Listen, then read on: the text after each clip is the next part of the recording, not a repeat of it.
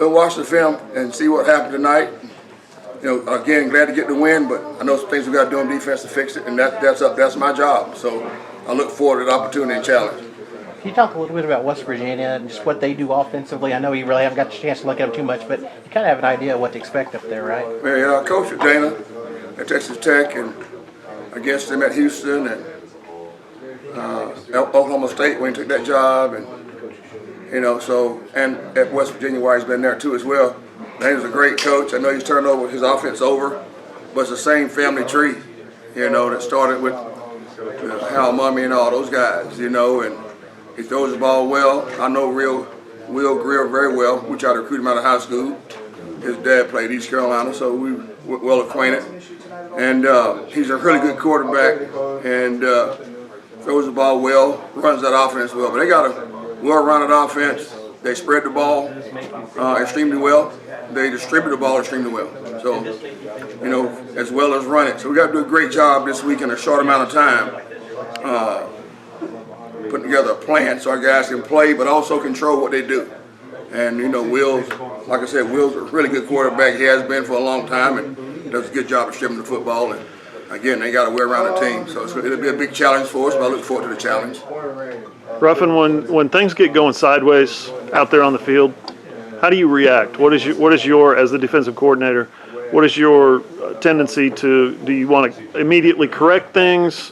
Do you start throwing suggestions down there? What's your immediate reaction? Well, we talk back and forth. I have a lot of confidence, and we have a lot of confidence in one another as a staff to toss back and forth what we see from up top, what they see immediately. My first tendency is to go to something to calm them down. You know, let them get lined up quick and calm them down. That's the first thing that I think. You know, because a lot of times the kids, they feel the pressure of doing well a lot of times. They may have a tendency to try too hard sometimes. So first thing after a tough play happens, I try to make sure we do something to calm them down. But I go right to our staff. You know, those guys are great coaches, Tim Kish and Gary Cooks and Bob Yako and Calvin Thibodeau. Those guys do a great job. So we usually converse about what happens, and then from the play call, go to things that can calm them down. You know, settle them down. Not anything particular. We try to blitz a lot tonight and send them after them sometimes, and you know, that happens. We made some good plays on it, but my first reaction is to settle them down with a calm call. Call it calm them down. And when you see they're not having a good night tackling, is there a reaction to that? Well, just tell them to just remember, always revert back to practice, you know, about body position, eyes in the right spot, running your feet on contact, grab claws. The kill shots come. The sure tackle happens more than the ESPN blow-up shots. So just preach to them about making a simple tackle, make the basic tackle. A lot of times, and that's what we'll go to and tell them. Eyes up, bring your feet, those type things, just tackling type cues that tell them, hey, you know, so that's what we go to. It's hard to fix it during the game. So we'll watch film again tomorrow. We have practice tomorrow, begin the tackling circuit there, and then go same thing Monday, Tuesday, and even Wednesday before we take off Thursday. For sure. I mean, kind of like I've been saying, I mean, we know starting tomorrow we're going to have to really see the things that we need to fix and really attack those throughout this whole week, because we know at the same time West Virginia is watching this game and they might have got confidence from this. And so, I mean, it's going to be a championship type atmosphere when we go up there. So, I mean, we just got to get all the little things fixed to be that championship defense that we're talking about. You guys, you just have to go in and reset things a little bit, reset the standard that you guys are holding each other to? I mean, I wouldn't say, I mean, because we all hold each other accountable in practice. I mean, it's not like we're letting up big plays or missing tackles in practice and people are just letting them slide. No, like we're all the leaders in there. I mean, we're getting on each other. We're holding each other accountable. I mean, like I'm saying, it's a mindset. So we got to figure out what's from Monday through Friday, what's changing on Saturday, and why we're missing some of these key plays that we need to make. When you look at this, I know you can't look ahead to West Virginia now, but obviously you played in this type of big game before where the Big 12 championship's on the line. Just what's the mentality you want to see from your team overall? Physicality, I would say. I mean, I would say from the first play, just be the most physical team, or physical team out there from offense and defense, especially on a defensive standpoint. Because I mean, when you're going into a hostile atmosphere and an away game, especially at this caliber, just from the first play, I mean, we just need physicality across the board. You talked about, what you guys have to do, how you have to prepare, but what does this mean to you, being in this position? What would it mean to you to go in there and win and make your way to Arlington and get a chance to rematch with Texas?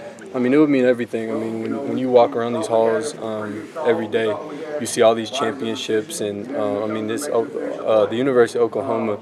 I mean, you come here to win championships, and as bad as it sounds, if you don't, the team you're on is kind of forgotten. I mean, we don't accept mediocrity. We don't accept, we made it, or we were the third in Big 12. Like that's not what we do. So, I mean, it would mean the world to me to be able to go to Arlington and compete for that Big 12 championship and go out there and win. We can get home. Blitzes are always helpful like that, but even in our base defense, we can get home. We just got to do it. We got to put it on film. We got to be better. We all got to be better, and we will. We'll learn from this and then make bigger strides next time. How do you stay positive when things are not going the way you want them to? We just stick to our motto, FIDO, forget it and drive on, next play. So that makes things easier. How frustrating is it? Sorry.